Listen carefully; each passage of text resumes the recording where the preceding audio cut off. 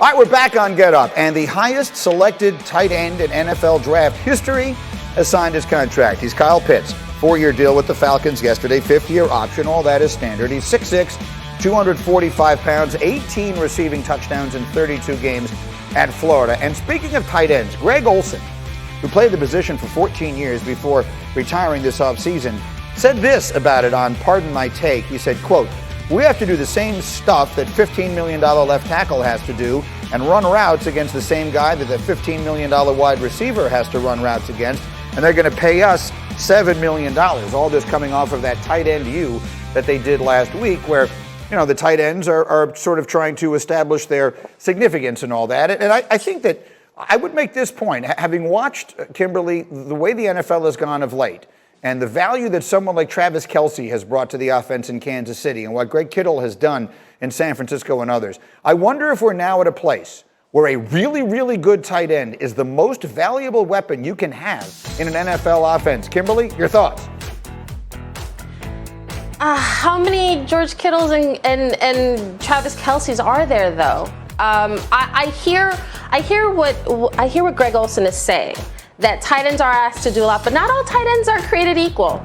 And Kittle and Kelce, they're at the top, and there are a lot of guys that wish they could be that good.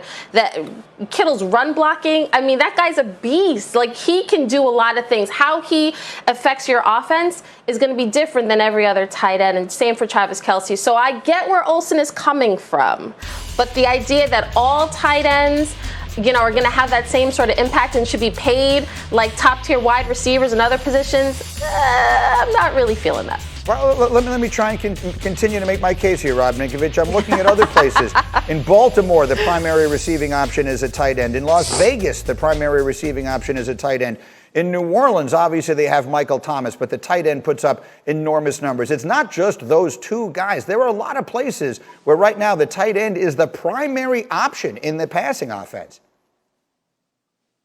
Yeah, well, I think some of those places are searching for a big-time number one wide receiver, except for New Orleans, obviously. But look, the tight end position in general has changed so much. I can think back to 2006 when I looked at Ernie Conwell, for example, who was a tight end who played a long time in the NFL, was a blocking tight end. I looked at that guy, I was like, you want me to go against that guy? He was like 300 pounds, pure muscle, the scariest-looking guy in the world. And the position in general has changed. We've seen the transition from the blocking tight end to a blocking receiving tight end to just a strictly receiving tight end. So when you become just a receiving tight end, all these teams game plan, every defense game plan. So I can remember going back to my old college teammate Dustin Keller for the Jets. When we were playing the Jets, Dustin was a great pass catching, receiving tight end. So we would ping pong him at the line of scrimmage, jam at the line of scrimmage, affect him, put a good corner or safety on him. That's what teams do. They game plan against these guys. So a good blocking / receiving tight end, to me, is the more respectable tight end, like a Gronkowski, who I think is the best tight end of all time. And I'm not being a homer. The guy's a beast. What do you think, Mike T? Yeah, I think Greg Olsen has it a little bit wrong. Rule number 1 in Rex Ryan's defensive meeting room, thou shall not be blocked by a tight end. And defensive coordinators spend hours of their life trying to get pass rushers on tight ends. They are not as good at blockers as left tackles. And I'll say this to Nico's point, when you look at someone like Kyle Pitts, I think he's a great athlete, but I don't see this transformational mismatch. I asked a number of defensive coordinators before the draft, what did they think of Pitts? And 100% of them said, hey, look, we're going to treat him as a wide receiver. He's going to be covered by a corner, not a safety, not a linebacker that looks like Rob. So while he's a dynamic athlete, he's not a traditional tight end where he's going to be able to move people off the ball. I'm not giving up on this. I'm coming back to this a little bit later. I will continue to try and make this case. We'll see if I can get any takers on it. But meanwhile, if it's Wednesday, it means it's time for Heather and Paul, and it has only happened twice. But could 2 of the 4 teams in this year's college football playoff wind up coming from the same conference? As our Heather Dinich tells us, it could happen in a conference you may not be expecting. The SEC and the ACC have earned the distinction of being the only conferences that have had 2 teams head to the college football playoff in the same season. The SEC did it in 2017 when number 3 Georgia and number 4 Alabama played for the national title, and the ACC sent number 2 Clemson and number 4 Notre Dame to the semifinals last year. This fall, the Big 12 could make a case if both Oklahoma and Iowa State finish 12-1. According to ESPN's Football Power Index, if that happens, there's a 74% chance both teams will make the playoff. Think about it. If Iowa State beats an undefeated OU to win the Big 12, and the Cyclones' only regular season loss is to the Sooners, they're in. The committee would also consider Oklahoma as the Big 12's one-loss runner-up. The same can be said if you flip it, and OU wins the league, handing Iowa State its only loss of the season. Sorry, Texas fans, but the most likely Big 12 championship game matchup is Oklahoma against Iowa State. The Sooners have an 88% chance to finish in the top 2 in the conference, while the Cyclones are just behind at 66%. The question is if they can avoid stumbling to anyone but each other along the way. And of course, if the ACC and SEC have anything to say about 2 teams this fall.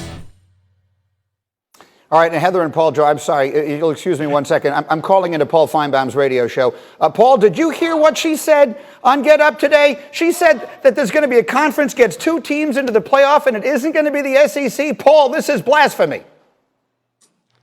Greeny, I think that lady's been affected by global warming. I mean, she's been flying too much lately, and she has lost her total perspective. I wholeheartedly agree. Heather, are you ready to be the object of, and believe me, as one who has been there, it's not fun, the object of great derision and scorn on the legendary Paul Feinbaum show this afternoon? Hey, bring it on. And by the way, take a number, right behind Ohio State fans. This skin's pretty thick. But listen, I am on the Big 12 bandwagon, in case you couldn't tell. And it's because of Iowa State. I think that they have a chance at a really special season. And it's because they have 2 Heisman hopefuls on their roster. Not 1, 2. Brock Purdy, their quarterback, Breece Hall, their running back. They're spectacular. Matt Campbell has the ability to recruit 3 stars and get them to play like 5 stars. I talked to their tight end, Chase Allen, last week, and he told me that they are a really special team in terms of they actually like each other, right? Now, I say this, and my theory is going to get blown up if they don't beat Iowa. And I think Iowa is a really great team, and they have a chance for a special year under Kirk Ferentz. So I think that that's one of the big questions. If they can get past them, then bring it on, guys. All right, so she's got the Big 12. Paul, I will ask you just a direct question. If any conference is going to get 2 teams into the playoff this year, which do you think it's likeliest to be? Nobody be too surprised by this answer, but it's the SEC, Greeny, and it's really simple. Georgia plays Clemson in the first game of the year. If they win that game, I think they could even afford to lose to Alabama later on. And Heather, listen, I don't know, if you've been out there in the Midwest for too long on your tour across America the last 2 weeks, but if Iowa State loses to Oklahoma, where are they going to go for strength of schedule? I just mentioned Georgia and Clemson. Alabama, can run the table and get in. They could maybe even lose at Texas A&M and get in. This is not because I work for the SEC network. Well, maybe I shouldn't have said that. But the point is, Alabama and Georgia have a much better chance. I think Oklahoma is a serious threat, but Iowa State, come on, they're not going. They will not go undefeated, and they will not get in. Now listen, I got to go back on Paul here with strength of schedule, because if you're talking about the SEC East and you want to talk about strength of schedule, I saw Greeny just had Kyle Pitts up there. Bye-bye, right? Kyle Trask, bye-bye. Besides Georgia, who you got? They better win that Clemson game because they've got nothing else on their schedule. I'm just setting my phone to listen to Paul's show later today. I can't even fathom. But I'm telling you, but here's the deal, Heather.